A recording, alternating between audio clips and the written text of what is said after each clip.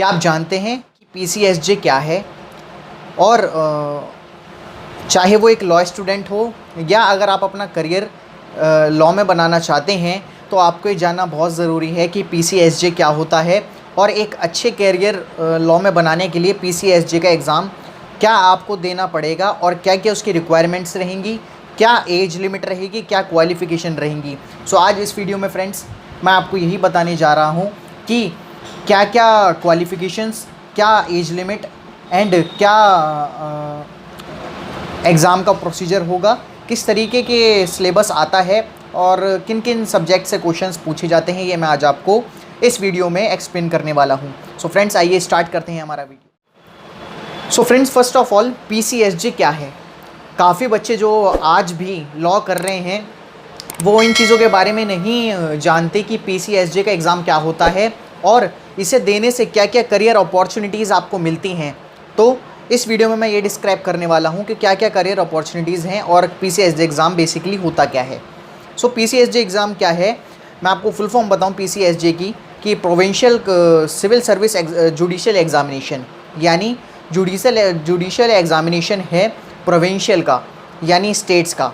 सो मैं आपको बताऊं कि दिल्ली जुडिशियल एग्ज़ामिनेशन अपना अलग कंडक्ट करवाती है। जितने भी स्टेट्स हैं हमारी कंट्री में उन सब के अपने जुडिशियल एग्ज़ाम हेल्ड होते हैं। 24 स्टेट पीसीएसजे करवाती है यानी जुडिशियल एग्ज़ाम कंडक्ट करवाती हैं और 24 स्टेट्स के स्टूडेंट्स इन एग्ज़ाम को दे सकते हैं जिन जिन स्टेट से वो बिलोंग करते हैं या अदर स्टेट में अगर जाके देना चाहें तो वो भी दे सकते हैं।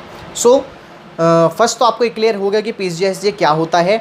देन सेकंड थिंग क्या आती है कि आपकी एज लिमिट क्या होनी चाहिए, यानी अगर आप इस एग्ज़ाम को देना चाहते हैं तो क्या आपकी एज लिमिट होनी चाहिए। तो मैं फ्रेंड्स आपको बता दूं कि अगर आपकी एज 21 से लेकर 40 तक है, एट द एज ऑफ 40, क्या है आपकी age? At the age of 21 से लेकर आपकी उम्र 40 साल तक है, तो आप इस एग्ज़ाम को ईज़िली दे सकते हैं और अपना एक अच्छा करियर एक लॉ में आप बना सकते हैं। सो फ्रेंड्स एज लिमिट आपको क्लियर हुई। सेकंड, आप इंडियन होने चाहिए, यानी कोई फॉरेनर पीसीएसजे का एग्ज़ाम नहीं दे सकता, कोई अदर कंट्री का जो पीपल है वो पीसीएसजे का एग्ज़ाम नहीं दे सकता और अगर वो एग्ज़ाम दे भी देगा तो जो सिलेक्शन होगी वो उनकी नहीं होगी क्योंकि इंडिया का सिटीज़न होना मैंडेटरी है इसमें।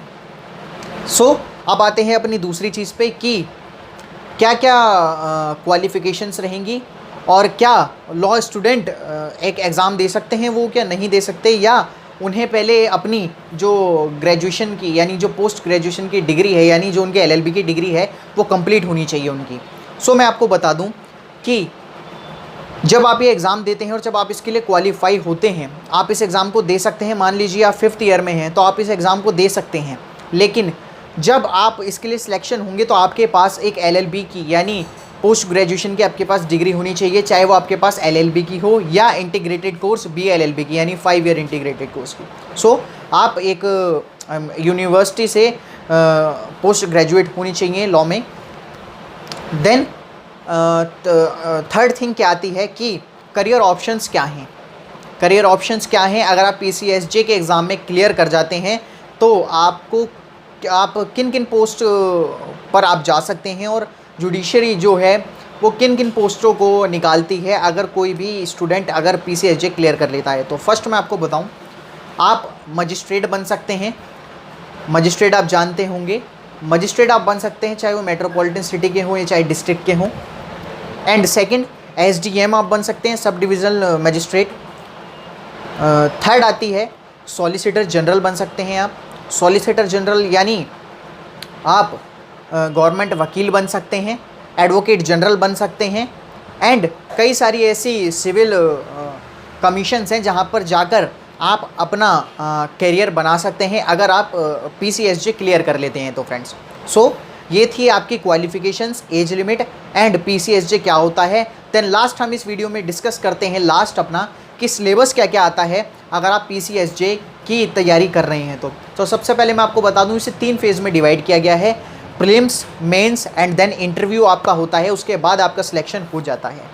सो प्रीलिम्स में क्या आता है, सबसे पहले तो मैं आपको बता दूं उसमें भी कुछ सब्जेक्ट्स आते हैं जैसे जनरल नॉलेज हो गई, करंट अफेयर्स हो गए, लीगल टॉपिक्स हो गए, लाइक लीगल सब्जेक्ट्स में से आपका आता है like IPC, CrPC, Indian evidence act, contract act, ऐसे सब्जेक्ट्स जो हैं वो आपसे प्रीलिम्स में पूछे जाते हैं, एमसीक्यूज़ बेस्ड क्वेश्चन आते हैं प्रीलिम्स। सो ये था फ्रेंड्स हमारा जो मैंने आपको बताया कि पीसीएसजे का सिलेबस।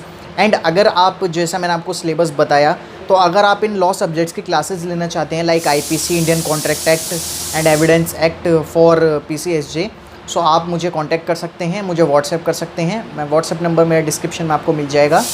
एंड आप मुझे डायरेक्ट डीएम भी कर सकते हैं इंस्टाग्राम पे। सो आई होप आपको वीडियो समझ आई होगी फ्रेंड्स। एंड ज़्यादा जानने के लिए अमान लो नॉलेज को फॉलो करना बिल्कुल ना भूलें। Thank you.